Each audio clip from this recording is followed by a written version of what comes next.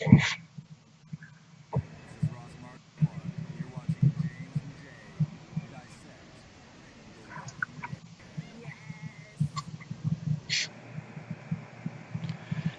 everybody, what's going on? Before we get too far into the show, just a little heads up. Reason why you're seeing beat up zombie James over here. We're having a little technical difficulties on both sides, unfortunately, but looks like James' webcam is down for right now.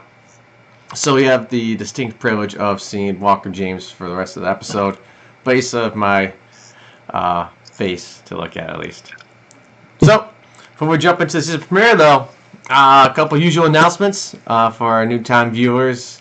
What we do with this website and these videos is we try to raise money for charities. Currently, we are at a level 2 charity, which is the Humane Society. There are links down in our Twitch and YouTube channel to take you directly to the Humane Society website where you can donate towards our goal, which is $1,500. If you guys can donate, please do. If you guys can't donate, that's okay. We understand. What we can do to help us out, on Twitch, Twitter, Facebook, Instagram, and obviously watching this on YouTube. We're on YouTube. If you guys can like our videos, if you like them, and subscribe to us for all updates and notifications on when those videos are posted. What happens is that'll boost our metrics, which means more people will see our videos. The more people that see our videos, the more ad revenue we get. The more ad revenue we get, the more we can donate towards a charity. Because, like I said, we are geared towards raising money for charity, and 100% of all ad revenue from these videos goes towards our current charity. Alright, now the spiel is over with. Let's go ahead and jump into the Season 4 premiere of Fear the Walking Dead. James, following up from the Season 8 finale, what were your expectations? How did you like it?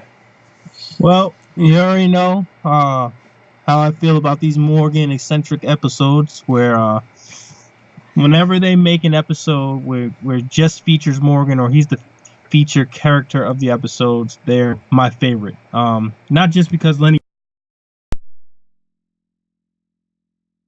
has written episodes that The Walking Dead or Fear the Walking Dead now can say that they could put on TV. Once again, you know, Lenny James doesn't disappoint us. And it's refreshing because of the kind of lackluster finale of Season 8. I mean, it was okay, right? But I think a lot of people expected a little bit more than what happened. I think after that, to jump into Season 4, to jump in a story where we're going to get a flashback of what happened to the Fear the Walking Dead crew, but to start off with Morgan's story continuing from The Walking Dead was so creative.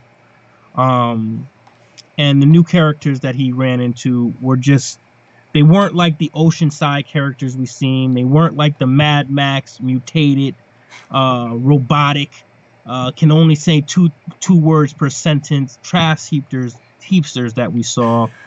These were well thought out characters that have stories to them that we are interested in learning about. So, I mean,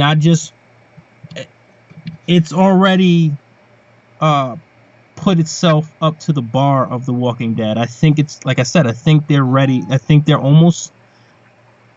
getting to the point where they're almost on even grounds. I think we need to see a season from Fear the Walking Dead that relates or is comparable to Season 6 in The Walking Dead. And once we get that, it's going to be hard to determine what show is better. Yeah, I mean, like we were talking about at the end of the last season, where Fear falls in. And before, Season 1, Fear, and first half of Season 2, that was kind of the bottom of the barrel. Now they're starting to claw their way up. So yeah, we'll see. Where on our kind of favorite seasons Fear is gonna be. I mean, if they could top Season 6, that'll be crazy. I'm not sure how. Yeah, I know. That's. Yeah, I mean, out of pressure. If they even hit second place, I think that would be crazy. Yeah, it's just show of times are changing. That's for sure. But yeah, it was a fun episode, and I love the new characters. Yeah. Like it's like, oh, cowboy, you can just do a one-dimensional cowboy, but all of a sudden it's like, it's kind of a little quirky, lonely guy out there. It's just like, man, I just want a friend right now. Like he could have been like the stereotypical like silent, over manly cowboy, but it's just like you just want to have dinner. Can you talk? I just want a friend. I thought that was great, and I love the actor, Garrett Dillahunt. I mean, he's been in everything. He worked with Kim Dickens over on the one Western show there. I forgot what it's called now. But and I know him from what's that show we watched with Mindy's Project? Mindy's Project as a doctor, the comedy series. So yeah, the Indian doctor lady. I know who you're talking about. Yeah. So it's great to see him in this role. So I was like, oh my god! I guess the preview. I was like, oh crap, the doctor's in this. We saw him in another season 2. I think Brooklyn Nine-Nine. He was in that too. So it's just great to see him in this semi, not comedic, but definitely bringing that. But not overplayed either. He could have easily overacted it, but it was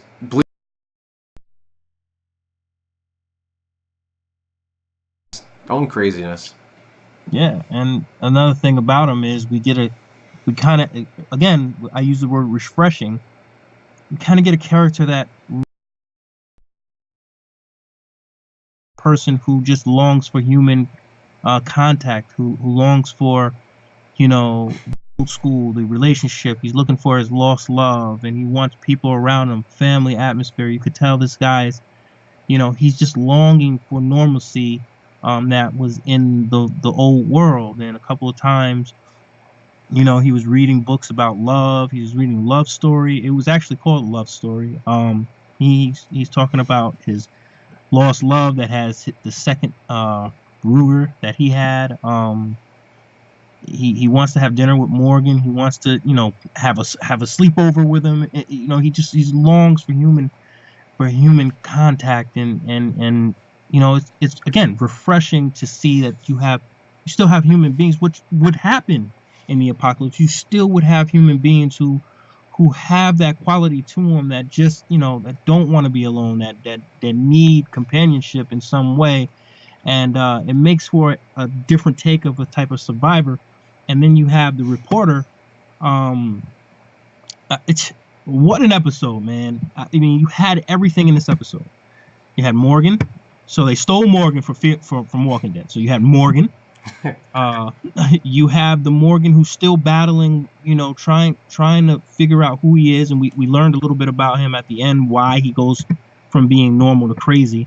Mm-hmm. It seems that anytime that somebody close to him dies, it kind of puts him over the edge to becoming crazy. We saw a new kind of like scavengery type of group.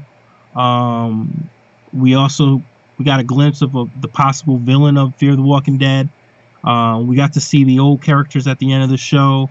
We got new characters as we talked about, and we had the fear of walkers again. The fear of the dead came into the show, and it's just like, again, this is a zombie apocalypse, and again, Fear the Walking Dead answers the call and says, hey, look, this is what the real enemy are, the walkers. And they made them scary in this episode. Yeah. It wasn't just it could have been the two groups fighting, and that could have been it. Oh. At the gunfight there, and they're like, oh, okay, humans versus humans. We've just spent an entire season watching it. Then all of a sudden it's like, oh, humans versus humans with walkers out there. And who actually kills everybody? It's the walkers who gets all the kill counts. Uh-huh. But, yeah. A couple of calls. Go ahead. Sorry. I was going to say, I'm really looking forward to the interactions, because like we're talking about, you have, what's his character's name, actually? John Dory. Yep. You have him, who's craving that human interaction, and then you have Althea, very similar, where she wants human stories. So you have these, this kind of a dynamic relationship where they're going to try to pull Morgan out of a shell, because they both, selfishly, they want that attention themselves, but also I think they're going to find that Morgan's a nice guy, and they want to build this bond with him. Yes. And you know, and how these characters are going to relate to Madison, Alicia, Nick, and Strand. As at the end of the episode, we saw the three of them get, taken hostage by our old survivors. And obviously, what happened after the dam exploded? We're gonna have to look back and see how that all played out. Just such a great setup for what I think is going to be the strongest season of Fear the Walking Dead. And as as I've said in the past, if you watched the show since the beginning, when you can insert Morgan into an episode, and he's just not the focal character, but he's just not. It's not a bottle episode of Morgan, but you can insert him and his character into any episode. It just makes it that much better.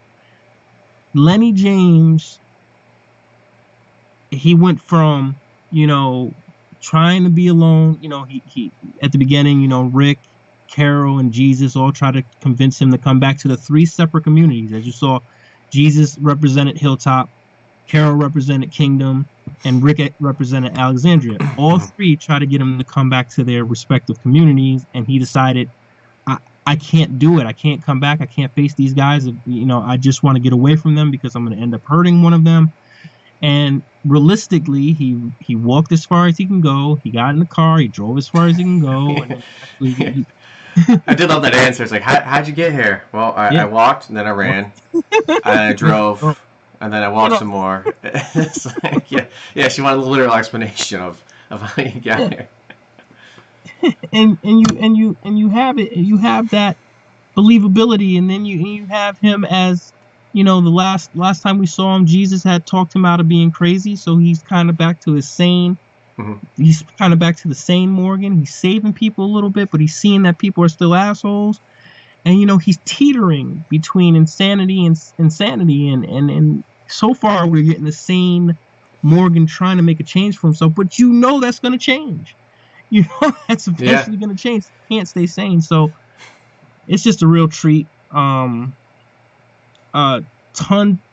of, questions have to be answered still, but these are questions that can be followed up with, new groups, new communities, because so much time has passed, and it's another show. It's not like taking a comic book and adding, two groups, just to purposely piss off Jay. This is literally a new show where you can actually add new groups and new storylines, and you are okay with it. Yeah. So, really, all in all, I love this episode. It's one of my favorite Fear the Walking Dead episodes already. So, it's gonna be tough to top, but I think they can do it.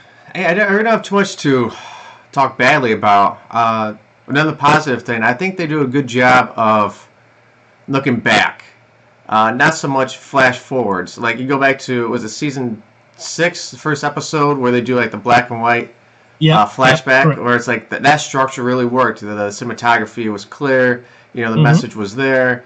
But you come up to season 8 premiere, and it was a dream sequence, it was a flash forward sequence, and everything got confusing, where the viewers were just confused. They had no idea what they're trying to portray. Whereas I think what they're going to do here is we have to know how the original survivors of Fear the Walking Dead got to here. And I think that's because we know how it ends, but now how do we get there is going to be the intriguing puzzle to figure out. Yep. So I like that. I like how they're doing that. And glad to see that they all survived. I mean, we don't see Kim Dickens, but I'm assuming she survives. But we'll see. Maybe she only survives part of it, because she's still obviously part of the cast, but maybe she'll survive all the way. We'll have to wait and see for that.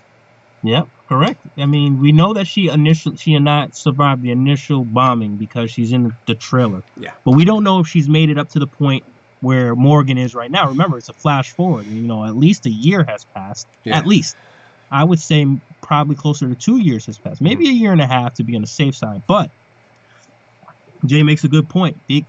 Will Morgan interact with Kim Dickens at some point? We know he's going to interact with Strand, Alicia, Nick, and Luciana, but We don't know if he's going to interact with Madison Clark. And that will be a pretty good dynamic because Madison Clark is a character who, you know, if you think about it, she could be the link between The Walking Dead and Fear the Walking Dead because now Morgan's coming back from Atlanta. Morgan can start to talk about Rick Grimes, and what if Madison is related to Rick Grimes? We've always asked that question in our previous shows of ours. Before we wanted Madison to become Alpha, we thought that maybe Madison might have been related to Rick in some certain way. Morgan can be the link there, and Madison herself could be the link. So Madison can say, oh, if they ever interact, say, oh, where are you from? I'm from Atlanta. And she goes, well, you know, I'm from back east, too. I have family there. Oh, yeah. You know, I was with a group, and Rick Grimes was, oh, that's my cousin. You never know. Yeah, right? I mean, it'd be just as crazy as Morgan finding a map with Rick Grimes' name on it. You know? Like, holy shit. Exactly. The only thing I really didn't care for, I think, was the beginning, where some of it I liked, but I didn't like how they harped on Rick saying over and over again, like, you can hide, but you can't run, where it's like, yeah, I can. You know, it's like I try to push him away because I can. I ran here to the dumpster. I can keep running if you want. I mean, apparently I can't hide from you, asshole, so you keep knocking on my front door. Yeah. So. And somebody, this is something I want people to think about too. So people are like, there's gonna be, the reunion, maybe Morgan. We just said maybe Morgan is the link, but think about this. That could have been the last time Morgan interacted with Rick, Carol, or Jesus, or anybody from Walking Dead ever again. That could have been the end of his relationship. Maybe the running away was basically the closure of that relationship, because at end you don't know if Morgan's going to survive the world of Fear the Walking Dead before a possible connection that we don't know that will ever happen. But that may have been the last time he spoke to his friends on Walking Dead. And I want the viewers to really think about that. Think about how the people in Alexandria, Hilltop, and the Kingdom are going to feel when they go back to the dump and they see that he's gone. You can't hire detectives in the apocalypse. Yeah. You can't have forensics. You can't do anything. There's no forwarding address. There's nothing. These people will have lost another ally, and we don't know what's coming down the road for them. So you lose a strong ally in Morgan, and you may never see him again. That has to weigh on Rick's group, Maggie's group, and Carol's group, because he was such an intricate part of all three, and he helped them win that war. So think about his leaving, not just the show in general, but think about him in the show leaving those communities as you know what I'm saying? So, think about that if you really want a better perception of the story that The Walking Dead is trying to tell you. That relationships, if somebody were to go across country, you may never see them again. Yeah. That's it. That could be it. Now, just a quick question for you. Yep. Rather than choosing the dump site, do you think it would have made more sense if you went to like Carol's old house there outside of the Kingdom? He went to the dump site via Rick to bring back Jadis, to check on Jadis, to see if she wanted to join the community. I also think he volunteered to go, because he wanted to get away. To go to Carol's old place, he knew that there would be a chance that he was too close to the Kingdom where he would fall back in with the community. I think that the trash heap was a perfect spot for him to be. And you can tell that he was kind of irritated that people kept visiting him. Like, he still didn't have his privacy and his seclusion that he was looking for. And that's why he ran away. So I think that originally, if I'm putting myself in Lenny James's shoes or the character's shoes, I think he probably might have thought about living in that house, but he said to himself, it's too close. It's too soon. I got to get away.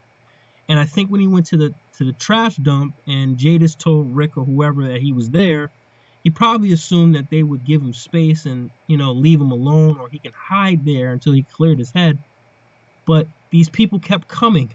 So running away was his only other option. So I think that he put himself at a decent distance by putting himself in the trash heapster's home, but it wasn't far enough.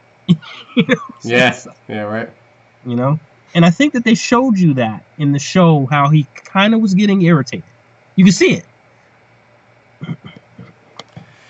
Yeah, and I think it just ultimately last low. I can't run. You're giving me, you're telling me what I can and can't do. All right. Yes. So definitely. It's like, I'll run, I'll walk, I'll drive a car, and I'll walk some more if I need to. Correct.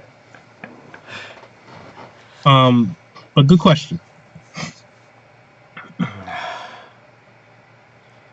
So let's talk about Althea for a little bit there. Althea, right? Luciana, I think her name is. Yeah.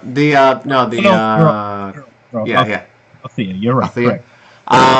So I like how they had her be like a newscaster, because it doesn't, so that way it's not too intrusive of her to want to find out stories about people. Correct. So it isn't just like, hey, random stranger, I just met you, tell me everything about you. It's, no, this is kind of who I was, this is who I was before everything, and this is who I want to continue to be. I want to chronicle this, Correct. I think Kelsey made a good point with who was Governor's kind of nerdy guy there. Milton, where he was trying to... Yeah. We talked about this last Monday. Oh, okay. I was gonna say, I talked about everything all crossed over here now. But yeah, so like Milton, same thing, where it's just like, I want to keep records, because someday, this is going to be a story that someone's going to have to tell. You need historians in this world, and, we've had 3 so far. So we've had Milton Mammoth, who wrote this, was trying to describe the battle between the governor and Rick, and he told Herschel, when Herschel said, when he asked if he could see Herschel's leg, Herschel jokingly said, "You got to at least take me to dinner first." But he tried to record everything that was happening. He made a good point that one day somebody's going to find this, and they're going to, somebody's going to find this, and they're going to want to know our history. The second person to do it was Deanna Monroe. So she interviewed Rick and the survivors when they first came to Alexandria, but she used that, as a perfect personal recording of them and who they were before they were civilized again. That's the second, the second historian, and then the third one obviously is Althea, and it's very, again, I use the word refreshing. It's refreshing to see somebody who wants to take the time to find out who everybody is, where they came from, and what's their purpose. Because at the end of the day, when the whole thing blows over, you're going to need these things. Just like in real life, you need historians. You need people to record the events of, events that happen in the world, extinction level events. We use the fossils and stuff like that, so we look back and look and see what happened to the dinosaurs, by what they left behind. And you need that again, because this is an apocalyptic moment. So to have this reporter is really interesting, and again, refreshing to know that somebody wants to take the time to say, hey, we have to take a moment. We have to take a moment to stop and explain how we're still here, who we are, and where we want to go. And that's I just love this episode. There's so much to love about this episode. Yeah, I agree. It makes you want to watch more. I want to learn more about these new characters, and I want to know, where were the Clarks, before this? How they get here? Are they bad? Or are they neutral? Are they just trying to survive? Where are they coming from? It's good. It's a great thing. Yeah, it definitely caught my attention. And again, you have so many elements of this show that just go together, and then you're going to add in the we got to see the previous. We got to see the original characters from Fear the Walking Dead in the last minute and a half of the show. That's how excellent this was. Now we get the stars to come in. It was almost like you're playing a basketball game and all your starters were out late drinking, and the coach says, "All right, we're gonna bench you just to do a lesson." And the fucking bench comes in and they're beating the starters on the other team by 25 points. Yeah. Well, guess who has to still play the game? Your starters as well. So it's like, what a way to set this whole thing up for the stars. So it's like, wow. And of course, we have to see where Morgan goes. Yes. That's just the cherry on top. I mean, if he wasn't even in this, I would still be excited for the new characters, and then find the Clarks even ambushing them. Like, whoa, where they come from? What they been up to? But to throw Morgan in there, it's like it's gonna be a great season. I think. Yes. We'll see. I mean, can only hope, right? Yeah, you can, and you know what? Another thing that I have to say is I'm so glad they didn't make this like a flashback where Morgan. It was like in between Morgan meeting up with Rick, and then in the Clear episode, and then after he met up with them again. Yeah. That I'm so glad that they didn't do that, which was an original idea of theirs, was to try to say this is what happened to Morgan in between Clear, and then of course when he found Daryl at the truck depot. I'm so glad they didn't do that, because that would have ruined it. It ruined the show completely. But this is perfect the way they did it, and the way that they went from one show to the next. You cannot top that. And that's, if anything is going to save The Walking Dead, it's going to be this. If anything is going to propel Fear the Walking Dead, it's going to be this crossover. If anything is going to kill The Walking Dead, it's going to be this crossover. So there's three outcomes. Yeah. I mean, Fear the Walking Dead didn't really have a great show to, drive viewers into it. I mean, The Walking Dead's finale was lowest since season 1. Mm-hmm. So maybe we'll catch on and saying, hey guys, if you're kind of sick of The Walking Dead, you gotta check out their other show, their Fear the Walking Dead. It's gotten better. Correct. And I still think that if you want to take your show and you want to make something, you want to remix it from the comics, I think you have the comic book and you stay true to it and remix little moments where it's not such great changes. And then if you really want to play around, you make a spinoff like Fear the Walking Dead, or you have a backstory to, Daryl Dixon and Merle Dixon, or you have a backstory to, a character that, wasn't quite in The Walking Dead in the comic books and now in the show, or maybe give a backstory to the Greens farm. You do something else other than kill Carl Grimes. You can't do stuff like that, but they could do whatever they want. Let me take that back. But you can't do that and expect fans to stay on your boat. They're going to jump ship. Yep. And, fortunately for them, they have a great buffer in Fear the Walking Dead. So if you jump off of this ship, you're going to jump on to the Fear ship, and they'll still be in the universe. But I don't know, man.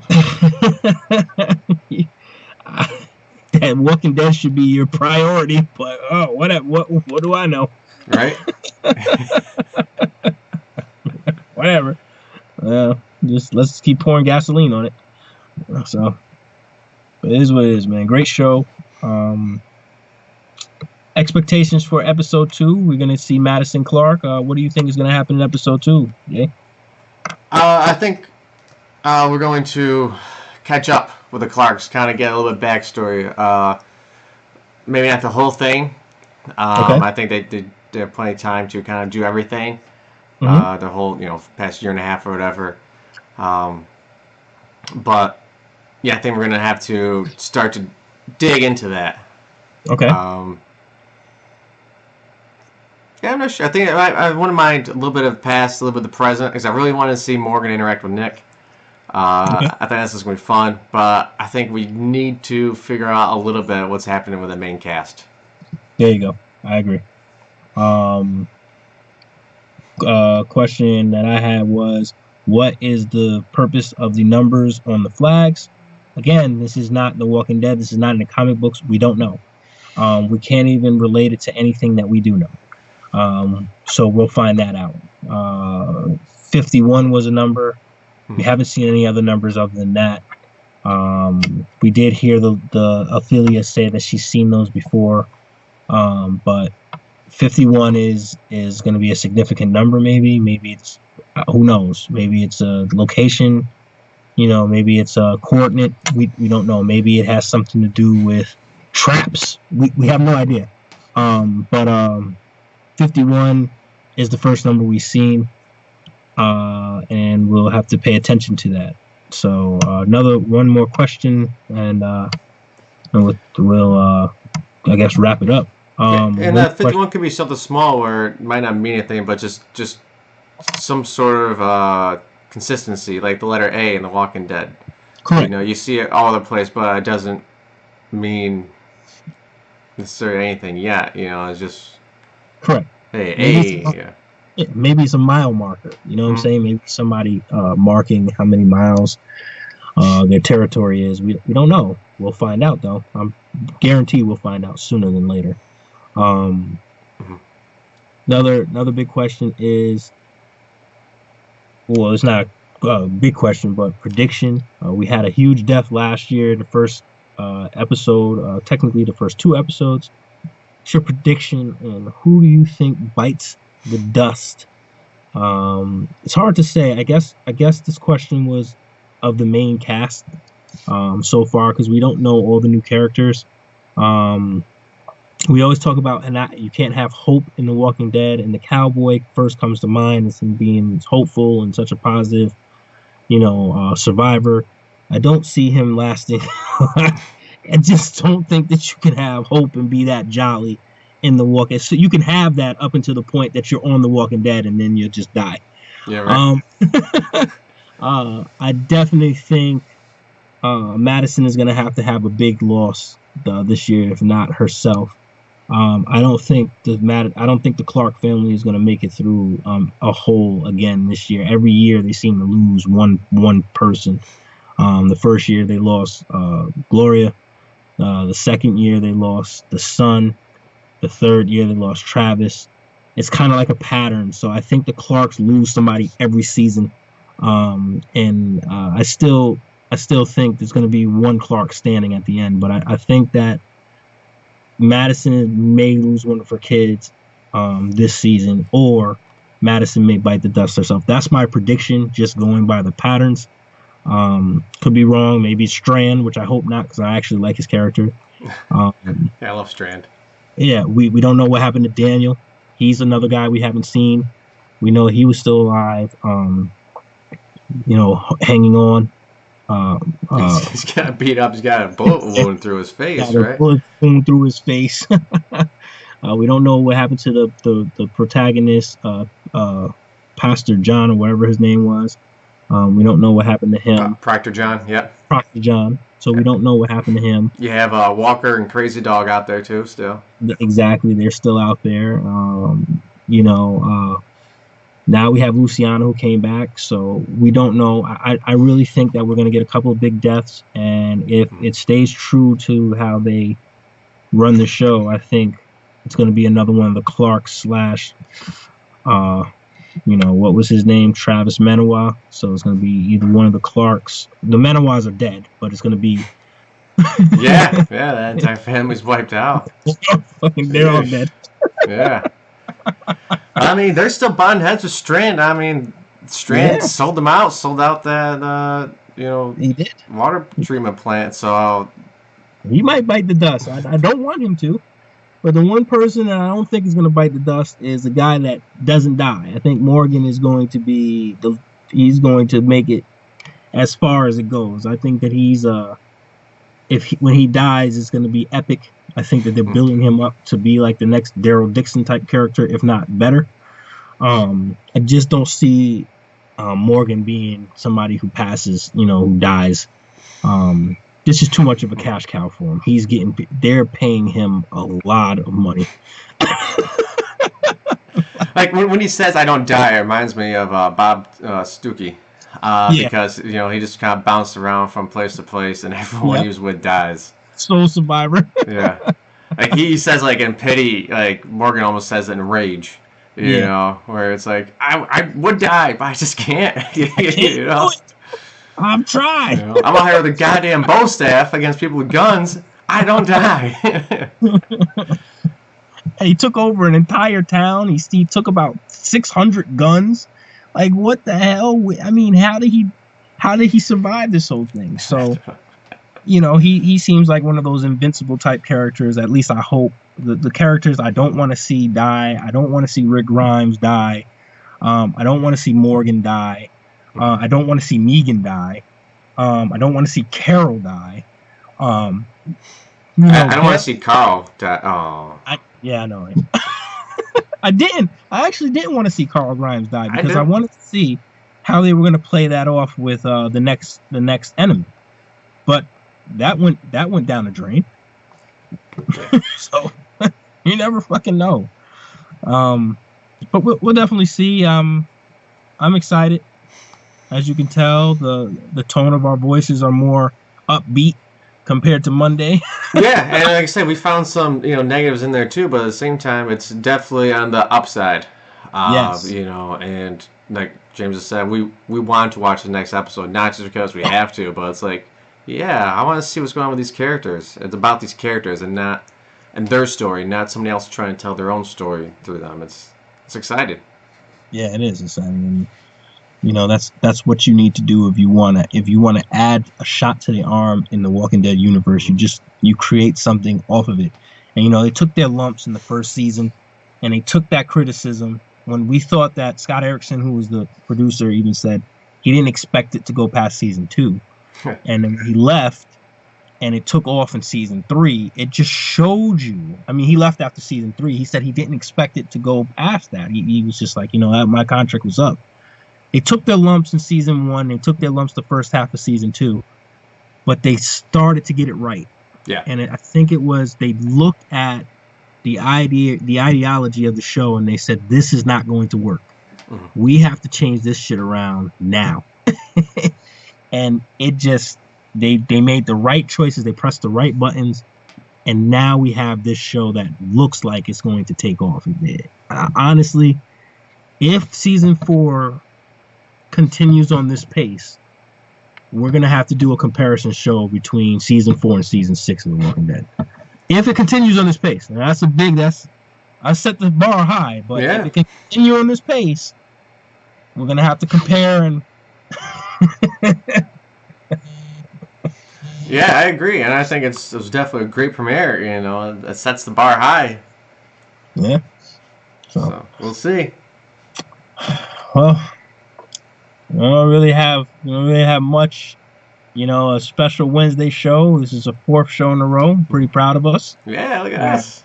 Has some technical difficulties, but we still made it here. Tired, but yep. Freezing cold up here and the great up north. But we're still here for you. And can't wait till Monday when we review part 2, right, Jay? Yeah, we'll be back here Monday. The YouTube recording of our season finale of season 8 for The Walking Dead should be up there by tomorrow.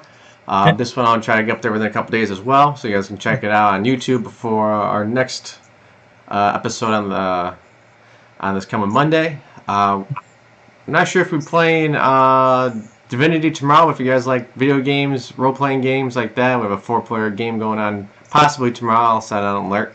And then we have a D&D game this Saturday as well, so keep checking out our channels as far as updates for that. That usually kicks off about 3:30 Eastern time.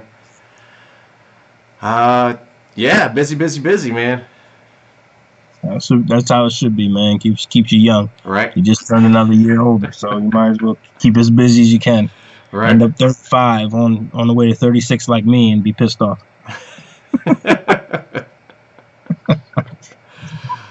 All right, guys. Hey, thanks for tuning in. And this show felt fast. It did, but you know why it was fast is because it was so good and It was so fluid that we were able to get through it. And I think it was also a continuation of the finale. So I think with it, just having the 3 characters and explaining the setup, I think it was very easy to do. And because there wasn't so much negative about it, I think we were able to just hit the points and just talk about, you know, having optimism for the show. And it's again, I use the word about 10 times the show. It's refreshing. Yes. It's good. Yeah. Yeah. All right, guys. Hey, thanks for watching our first For the Walking Dead episode for season 4. Tune in this coming Monday, 9 p.m. Eastern Time. And we'll be back here with James and Jay as we dissect Fear the Walking Dead. Have a good night, everybody. See you guys.